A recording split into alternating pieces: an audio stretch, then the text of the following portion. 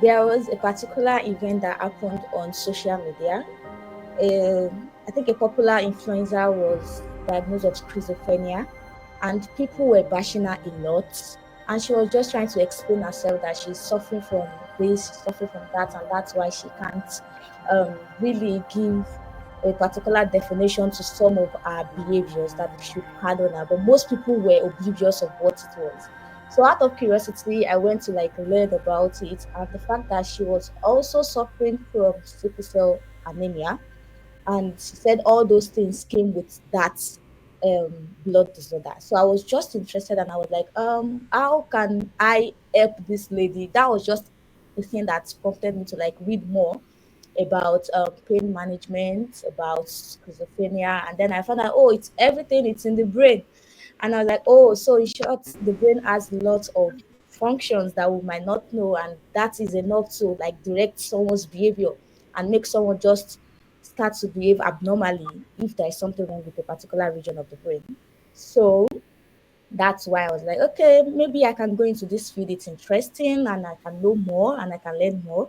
And I can also bridge the gap between my undergrad and what I'm interested in. So that's why I got interested in human brain, healthcare, and science.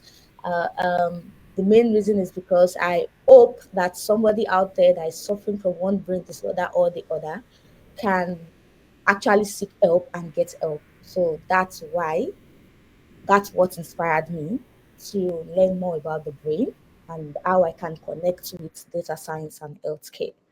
So with chip design, it's more about precision tech. With the new development now in chip designing, we know that chip designing definitely is going to go global. It's even global already. Like even though it's more towards telecommunication and the phone industry, the all those parts. But we know that yes, it can definitely be used in healthcare, especially in drug delivery to the brain, like through its precision characteristics. One can easily program a chip to be able to like carry some biodegradable materials into the brain and can also control the release of drugs. So I was more like, how can I bridge the controlled delivery of drugs to help treat certain brain disorders for patients suffering from e.g. Alzheimer or schizophrenia. So it's more like chip design is like a tool to assist the precision therapeutics aspect of brain research.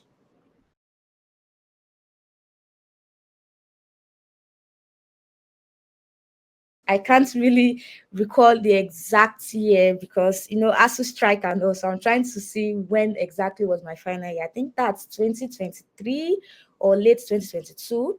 Her name is Precious, the influencer on social media that got really bad talks on social media. It really went viral. The lady went viral. But I think that was my final year. So I was just curious. I read about a lot of things. I even went to check her profile. I tried to check her journey. I was trying to understand her.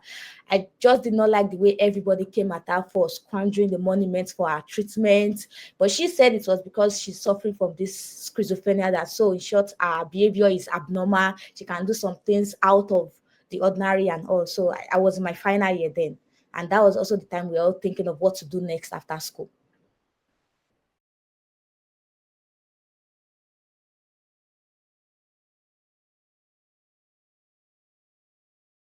Okay, so with ChipLab, I had one focus. I just wanted to learn. Let me see the new terrain I was about to enter.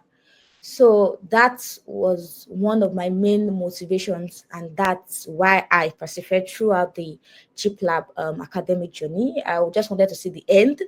Even though it was difficult, I had to balance my final year project. I had to balance a lot of extracurricular activities in my final year, and also learning at ChipLab. And well, then the co-CEO, there was a support system for me. He always checked in. He always ensured how I finished the course.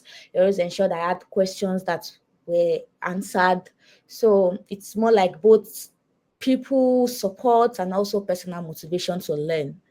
And for young girls balancing big dreams, I always have something. If your dreams are not scary enough, then they are not big enough.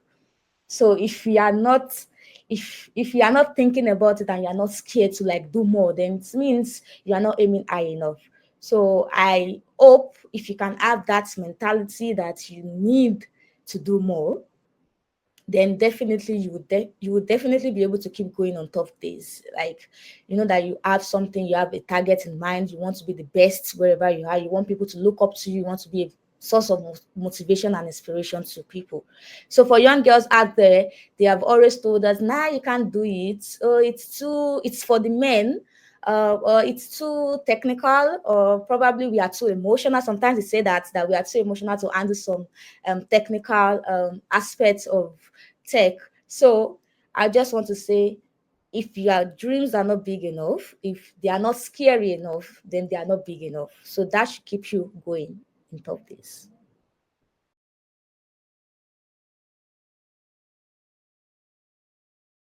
My definition of door opener, I would say it's not necessary for somebody to like put you into that exact opportunity. But if they're able to like put you on the way, on the path, and they're able to direct you and guide you, then it's enough to be a door opener. It's not necessary for them to put it exactly on your table, but if they are able to like bring you to where you will meet that opportunity, then they are also a door opener. And not necessarily in my field per se, because I would definitely say my mom, even though my mom is not in the field of neuroscience, she's actually into biology education, and the way she mentors children, kids, students in our school, the way she ensures that every student is not left behind. To me, I see it as her watering the ground for other people to like follow through and to like lead a soft life. I would say it's soft life because in secondary school, especially for public university, most of those students are not motivated because they are already demoralized because they are in a public school. But whenever I see my mom always ensuring that these kids, they get up to date syllabus, they get up to date curriculum, they are taught well, she ensures that she manages all the teachers in the school, then it for me it has also impacted me to also be a door opener wherever I am. So for me, my mom, yes, she is the door opener because of her characteristics, because of how she takes care of other children, because of how I see how she leads other teachers. So she is a motivation for me, and she's also a door opener for me. So that would be my own definition of door opener.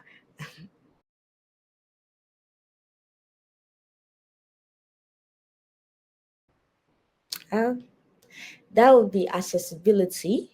For now, in my field, anything precision therapeutics for brain research is definitely very expensive.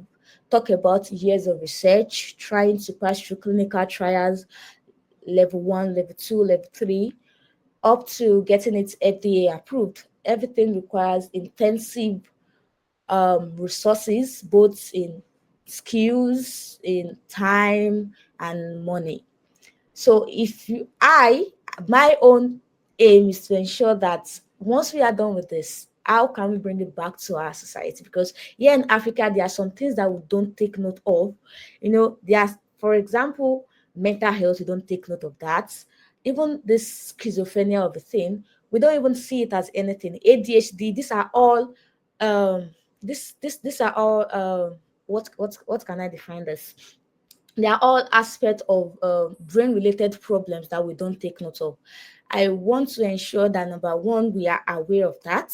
And number two, we also have accessibility to all this, like ensuring that for every hospitals that we have, they are also in connection with research labs that are also into brain research. So my main goal especially is when I get this thing right, when I ensure that every person suffering from a particular brain disorder is treated with minimal side effects, then I will ensure that it's now accessible and also it's cost effective, because I know that money is involved. And if something is made accessible to people, we'll have more people leaning towards knowing about it and using the technology. So that's the future I envision for tech and microchip design with brain research.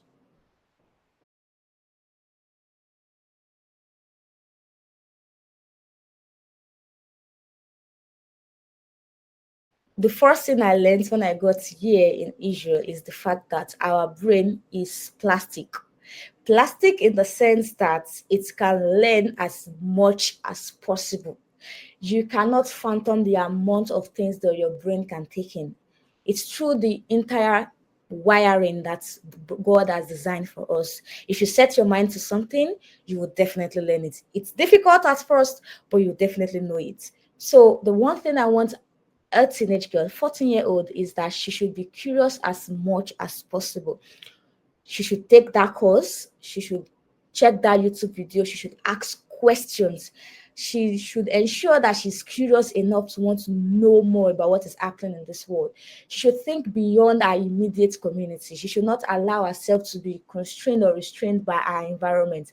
She should not have access to it in her immediate environment. She should look for people in the field that she's interested in. She should follow them. She should see their path. Oh, what courses did this person take? Which school did this person go to? Which course did this person take? What are the challenges she's faced? Can I reach this person? Can I get in contact with this person? Just be curious. I want her to be a curious learner. It's curiosity that made me get here, and it's curiosity that I know that will continue to drive me because I want to make a difference. I don't want that to be scared. Any 14-year-old I see now, she should not be scared. She should be a curious learner. She should look for people in the field she's interested in, and she should follow their footsteps, and she should learn from their mistakes. So the first door opener for her is herself. She should come out of her shell, and she should be curious enough to want to make a difference. Love that. I love that you touched on neuroplasticity and, the brain being able to absorb and learn new things. And I guess what I'm taking is we should all be curious, regardless of what field it is that we're in. We should all be curious, ask questions, push ourselves harder. Um, if it's not if it's not challenging, if it's not easy, then it's not worth it. Push, which goes back to neuroplasticity, where you're then pushing for greatness. Um, Thank you for that. Now, how did you get to Israel? Yes, that's one thing that I wanted to find out. How did that Oh, come about? okay. So I applied for one of the most prestigious European scholarship. Now, the thing was, for masters, most especially, there are few fully funded opportunities for masters. So my professor told me if I truly want to transition to a new field, I should try to check those global scholarships that can fund programs. So I applied for the Erasmus Mundus scholarship, and the Erasmus Mundus scholarship allows you to study in three different countries, at least two different countries. So I'll be studying in three countries. My first country here is in Israel, and from Israel I'll go to Croatia, and from Croatia I'll go to Netherlands. So that's how the Erasmus Mundus scholarship is all about. You can study in either France, Italy, like any country in under EU, like just in Europe. Israel just joined the Erasmus network. That's why for this program, because they have a brain center, so that's why they joined the program. Assuming Israel was not part of the program, probably I would be maybe in Italy or in France for my first year. So it's Erasmus Mundus scholarship that made me get here to Israel.